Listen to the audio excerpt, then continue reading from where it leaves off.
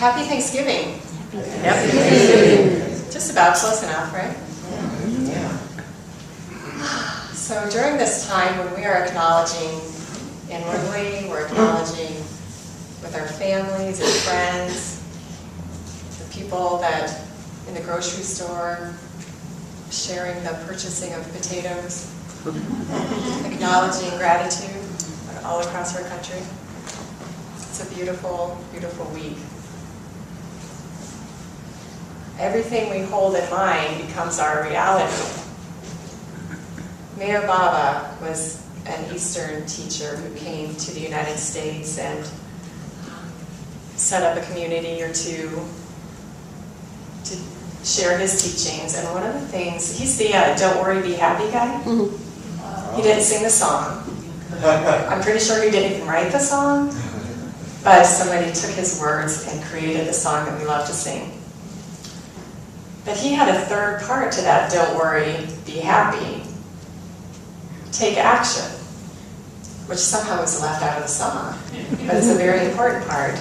And gratitude is one of the ways we take action in our happiness, in our striving to not worry as much. And another thing that Mayor Baba shared was that we are always in meditation, and that meditation becomes our action. If we're hungry, we are most certainly meditating on being hungry. And so what do? Eat. Yes, thank you. That wasn't a trick question. When we're tired, Sleep. when we want to watch TV, and so if we focus on gratitude and the things that we're grateful for, what happens? We're more grateful. We're more grateful. And we open up to being able to see more things that we're grateful for. And sometimes it's not even that more things are coming to us that are wonderful and that we love. It's an approach. It's an approach. And so we're able to see in our world more things to be grateful for. And maybe they've always been there. I've shared before that there have been a lot of psychological and neurological studies on happiness, and it's so cute. I am a nerd-o-scientist. That is an amateur neuroscientist that loves this stuff and eats it up, right? And shares it with anybody who will listen for more than 5 minutes. And I like reading about what we're discovering about our brains because most of it we've already known. And the scientists are catching up to those of us who have known about the power of mind for eons of time. So we just pat them on the head and said, good job, you're discovering new things. That's so fantastic. And we just want to keep them going, right? So we give them a lot of positive feedback. And so what I've shared before is that neuroscience and psychological studies have found that there are 3 things that will increase our happiness. Not money, not a new car, not relationships, not outer circumstance of any kind, but meditation. And not hours a day, 5 minutes a day of meditation will increase our happiness, help to increase our happiness. Exercise, I'm sorry.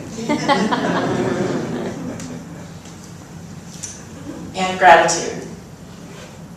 Writing down 3 things at the end of your day that you were grateful for about your day will change your brain so your experience of life is more joyful.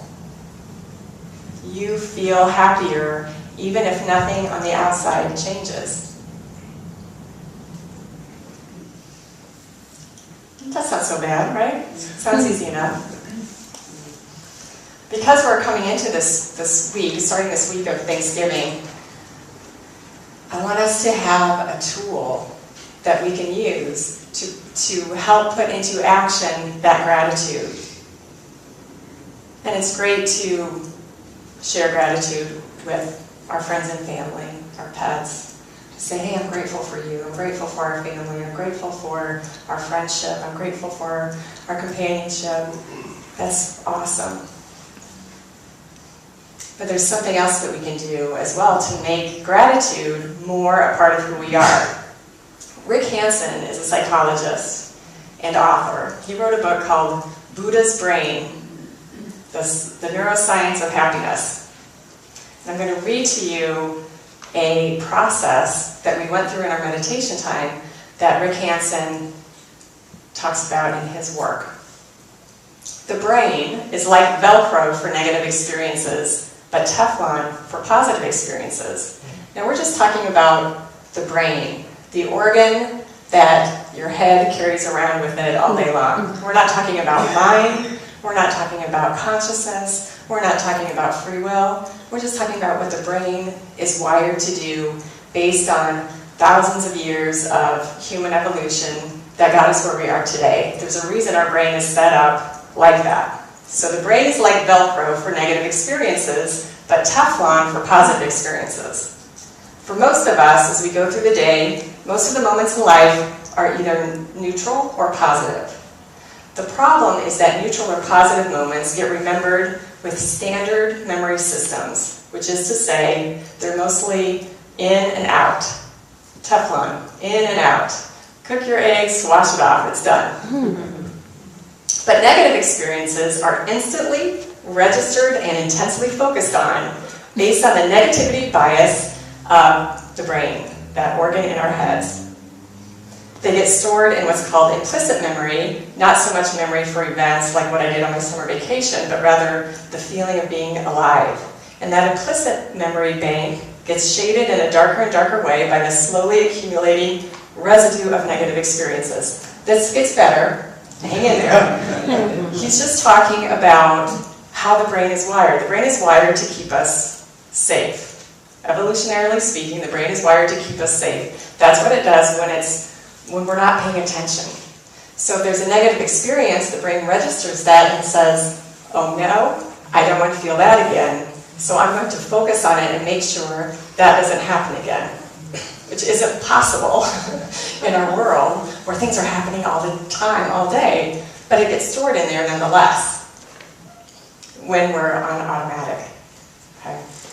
So to counteract that negativity bias, we need to actively build up positive implicit memories to balance this unfair accumulation of negative implicit memories. Okay, so we want to balance that out. Our brains are wired and set up to take in those negative experiences to help keep us safe. So our conscious willingness and our conscious participation is required in order to balance that out. So he gives us a three-step process. So to counteract that, we need to actively build up positive implicit memories. And so he's got a three-step process for this. So the first step is to turn a positive event into a positive experience. All kinds of good things happen in our daily life that we hardly notice at all. And if we do, we don't feel it. It's just in and out. Someone pays us a compliment, we hardly pay attention to it or we deflect it. So instead of that, you turn that positive event into a positive experience. So you first have to be aware and be paying attention for that positive event coming into your life and happening in front of you. So the second step is to really savor it. So in other words, the way to remember something is to make it intense, lasting, felt in the body. That's how we give those neurons lots and lots of time to fire together around that positive experience so that they start wiring together and creating a new pathway within us that's balancing out that evolutionary one. So rather than noticing it and feeling good for a couple of seconds, stay with it. Relish it. Enjoy it. Savor it.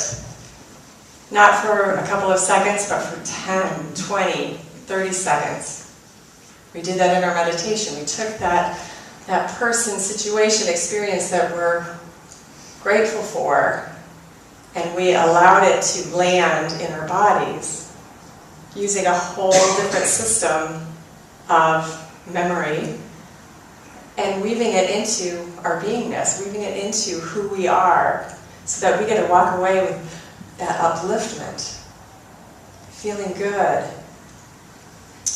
So the third step is to sense and intend that this positive experience is sinking into you and becoming a part of you and becoming woven into the fabric of your brain and yourself.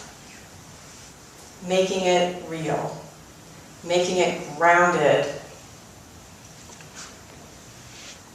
And since we're doing that automatically with negative experiences, we already know how to do that. We take it, we focus on it. I know none of you do this, but sometimes something negative happens, and then some people just start thinking about it over and over and over, and focusing on it intensely, right? So that ability that those people have, we all have, and can use to do the same intenseness building on the positive things that we do on the negative things. So this is our job this week. We've got a few more days until we have to stop pretending that Christmas decorations have been going up since mid-October. So we've got these few days where that's compartmentalized. And we have this time to practice our gratitude and become our gratitude. We become our gratitude. Gratitude is a tool. And of course not just for this time of year, but since we're all talking about it anyway, we're going to use that as our homework for the week, to really practice using gratitude, bringing it in, expanding it within us, making it more real. And since science tells us that watching for just 3 things that we're grateful for during the day will rewire our brain, will help start balancing the imbalance of negative and positive things that stick to us, then it must be true if science says it, right?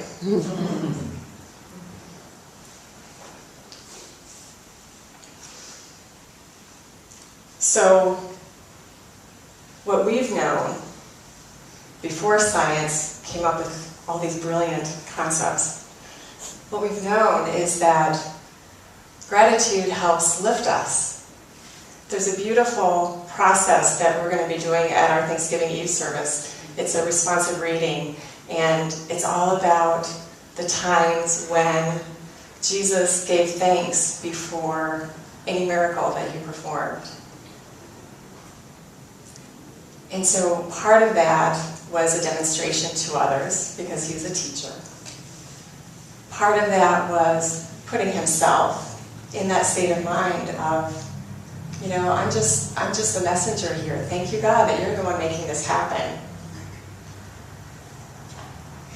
And in that gratitude, there's that humility and stepping out of the way and embracing the energy he needed to embrace to do the things that he did. So gratitude does that for us also. That it expands us and opens us when we're grateful for something, even something that doesn't feel very positive in our day. To be able to stand back and say, okay, God, thank you for this. I have no idea what to do. I don't know why this is happening, but I'm going to be grateful that it's here and giving me the opportunity to check in with my intuition, giving me the opportunity to practice my spiritual skills. And I know something good will come from this. Because I think most of us have figured out by now, by today, November 17th, and today too, we've all figured out that with or without us, things work out. everything comes and goes. So taking that into any kind of experience that feels difficult or that is difficult, to step back and say, okay, history shows me this is going to be just fine. What do I need to cooperate with that fine? What do I need to do to cooperate with that knowing that this is going to work out? And I just don't know how yet. I haven't seen the end of this movie yet, but I know it's going to work out. So thank you, God, that this is going to work out. You show me what to do. That's a wonderful use of that tool of gratitude. Step back, hands off, look around, check in, and listen. Gratitude lifts our vibration, lifts our energy, lifts our ability to breathe, our ability to be, takes us a little bit out of our emotions. We don't want to deny emotions. We just want to take a little step back so that we can see what we need to do. And it opens us to our rational mind that can think something through really well. But more importantly, it opens us up to our intuition, which is the thing we want to be strengthening anyway.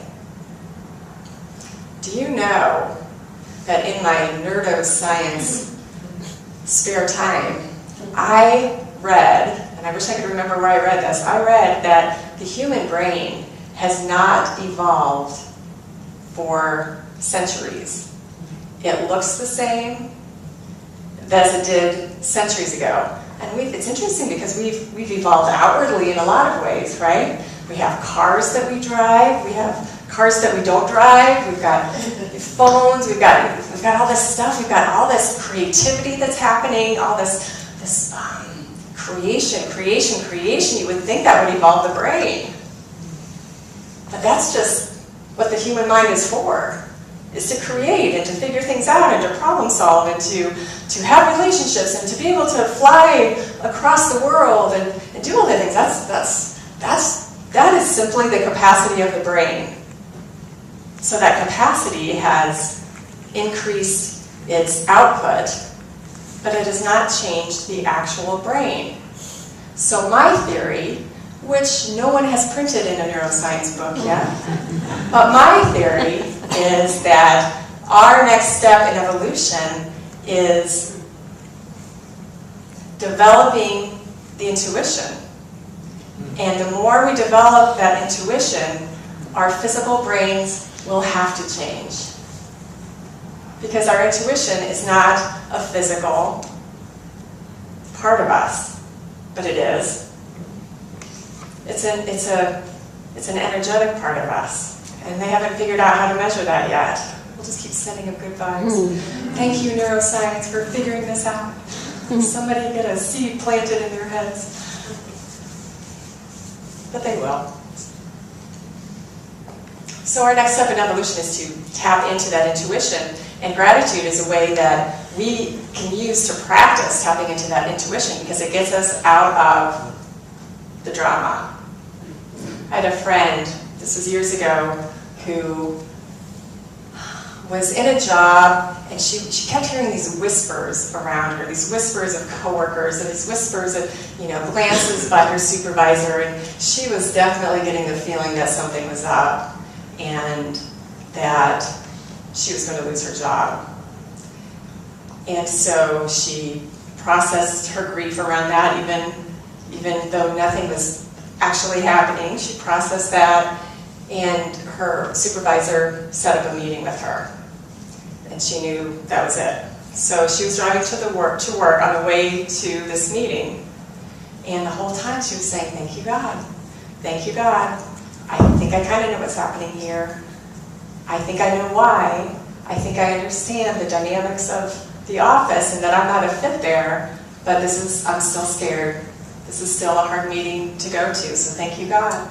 Thank you, God, for helping me. Thank you, God, for helping me stay out of my emotion about this and stay clear. Thank you, God, thank you, God, thank you, God," she said all the way to her meeting. And sure enough, they let her go. And she was able to be very gracious. She's a gracious person anyway, but she was able to maintain that graciousness and say, I understand. It wasn't a good fit. It's okay. Walking out the door, not knowing what was next for her. So she did her job hunting and landed in a new place that used her skills in a better way, a more beautiful, full way, that led her to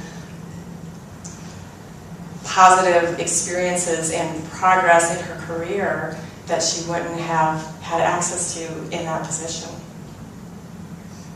And would that have happened anyway? Maybe.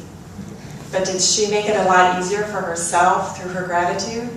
Absolutely. Absolutely. So our gratitude doesn't change circumstances, although long term sometimes it does.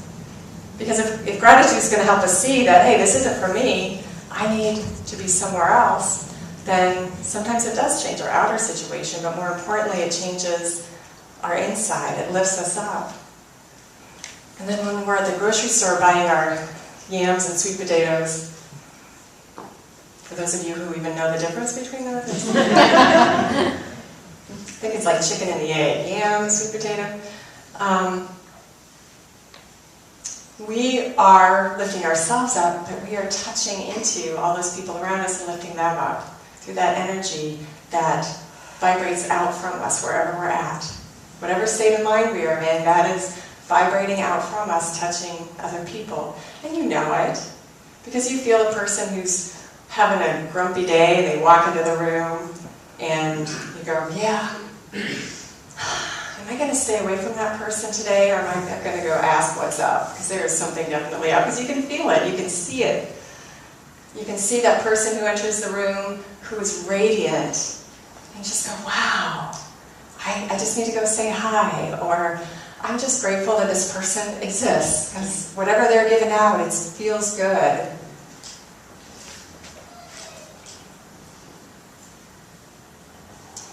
The Thanksgiving Eve service is one of my favorites that we have here. I had never seen it until we got here.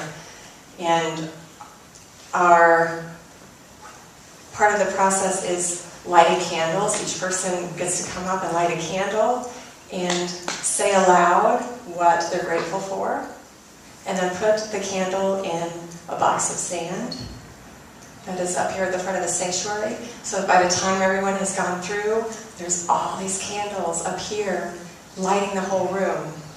And it's a beautiful representation of what gratitude does for us. It lifts us up, it lights us up. And when we are doing that for ourselves, and we have more and more and more of us who are doing that for themselves, then we are lighting up all the space around us. We're lighting up the world. Like the song this morning, we are all angels, but we can't fly unless we're helping each other. That's what it's about. That's what it's about. So let's take this time to tap into, once again, that which we are feeling grateful for. And if it's something different than it was during our meditation earlier, then that's fine too. But just focus on one thing right now. You can do a list later, but we're going to just intensely experience one thing that we feel grateful for. Person, situation, experience. And we say, thank you, God, for this in my life. Thank you, God, for this in my life. And feel that gratitude in the center of your heart. Feel it emanating up and down and left and right. Like a light that's getting brighter and brighter and brighter. Just feel that in your body.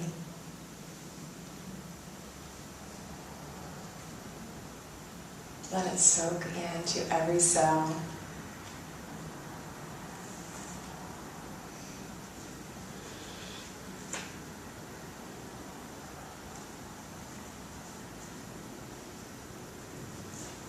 Feel that gratitude growing in the room. That collective joy. That collective light.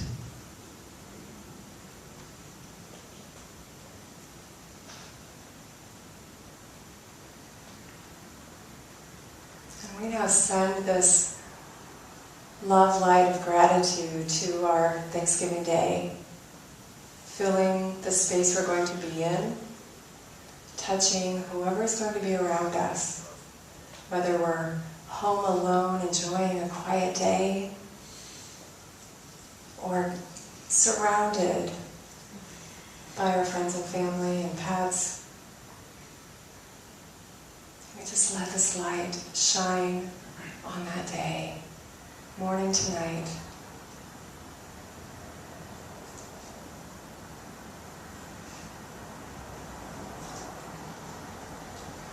Thank you, God, for gratitude.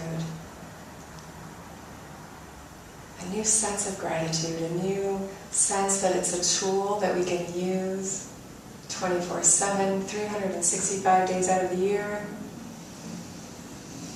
Always available to us, always something that will lift us. Always, always, always something that will lift us. Help us remember to grab onto it.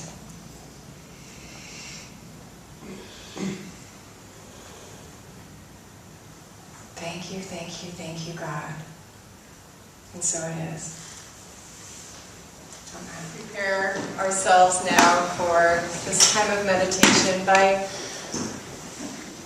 breathing in to the space where we are,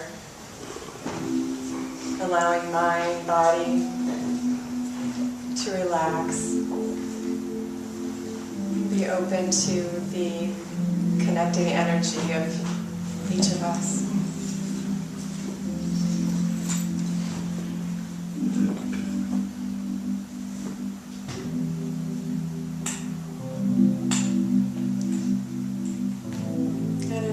This Thanksgiving week that is outwardly recognized all across our country, we think of one thing, person, situation, experience that we're grateful for. Think of just one right now.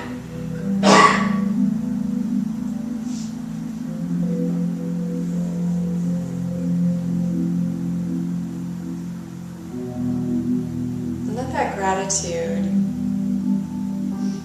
for this person, situation, or experience be felt within your body. Feel what it feels like to feel gratitude towards what you chose.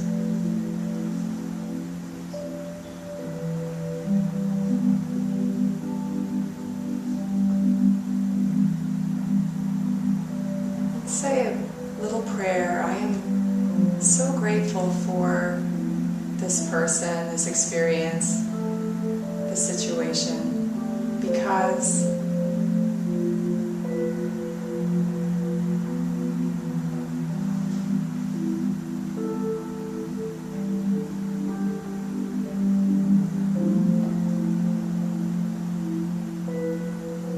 feel that expression of gratitude moving in and through you. Feel what it feels like in your body to be grateful.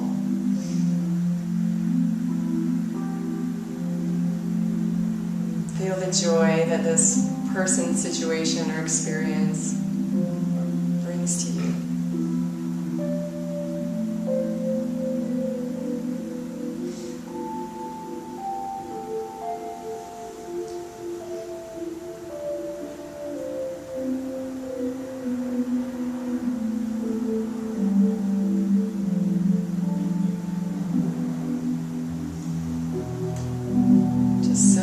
Experience, feel those sensations, feel it lifting you. Feel that gratitude lifting you, expanding beyond you.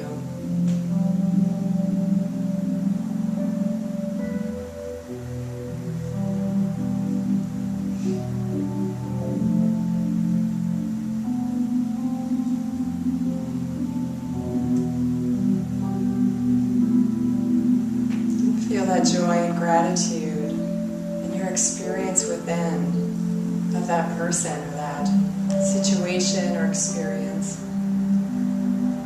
to become part of you. Feel that gratitude becoming part of you. Feel that joy becoming even more a part of you.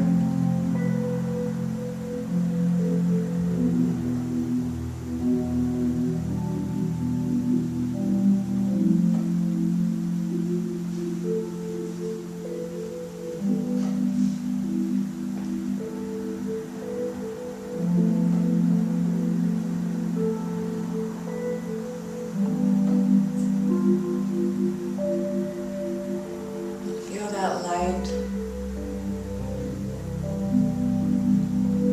as it lifts you, expand beyond you, filling the space around you, connecting with that light and that gratitude, that joy, the people around you, lifting you even more.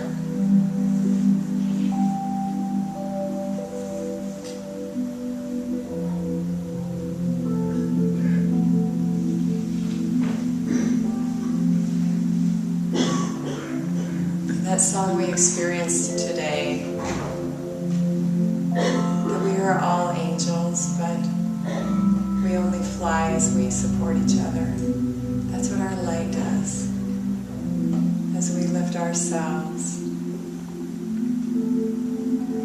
we lift each other. And that is essential. That is essential. Gratitude is a beautiful tool that we have to put that light into action.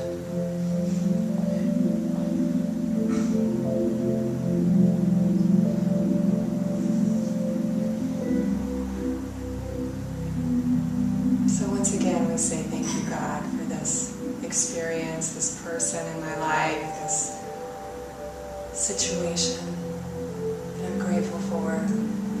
Thank you for all that it has brought to me. Thank you for the way it's lifted me. Thank you for the experience of gratitude and joy surrounding this one little moment in my